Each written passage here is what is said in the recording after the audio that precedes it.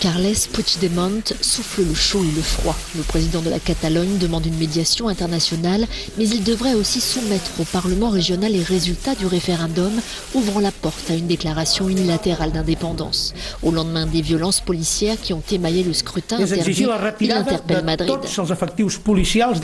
Nous exigeons le retrait de toutes les forces de police déployées en Catalogne en raison de cette répression qui a causé ces actes de violence graves dans un pays où des milliers de personnes ont manifesté pendant des années sans aucun incident. A través de millions de persones sense que hi hagi hagut cap incident. Il se dit prêt à dialoguer avec Madrid si le gouvernement est disposé à négocier de tout, sans condition. Quand je parle de médiation internationale, je ne parle pas d'une personne en particulier. L'Union européenne ne peut probablement pas tenir ce rôle, mais il est évident qu'elle doit parrainer cette médiation. Elle doit bien sûr être intéressée, et il est clair qu'il faut que l'Union européenne arrête de regarder ailleurs quand quelque chose se passe chez elle.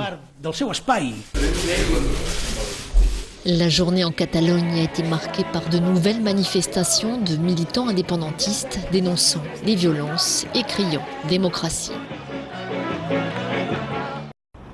La Commission européenne sort prudemment de sa réserve à propos du référendum en Catalogne. L'institution souligne que selon la constitution espagnole, le scrutin de dimanche est illégal. Mais après les violences policières qui ont accompagné la tenue du référendum, le porte-parole de la Commission lance un appel au calme. Nous appelons tous les acteurs pertinents à passer rapidement de la confrontation au dialogue. La violence ne peut jamais être un instrument en politique.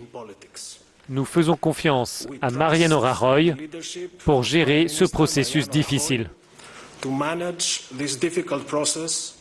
Pressée pendant près de 45 minutes par les journalistes, la Commission européenne n'a pas souhaité s'exprimer davantage sur le référendum, une attitude regrettée par la presse internationale présente à Bruxelles.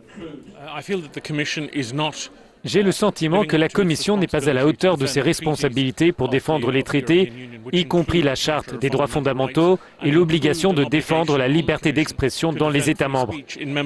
La question qui se pose, c'est pourquoi la Commission n'a pas exprimé un appel au dialogue avant le référendum, puisqu'elle dit qu'il est temps de passer de la confrontation au dialogue. Ce constat-là, en réalité, tout le monde l'avait fait déjà avant le référendum. Les tensions en Catalogne ont poussé la Commission européenne à sortir de son silence pour condamner l'usage de la violence en politique.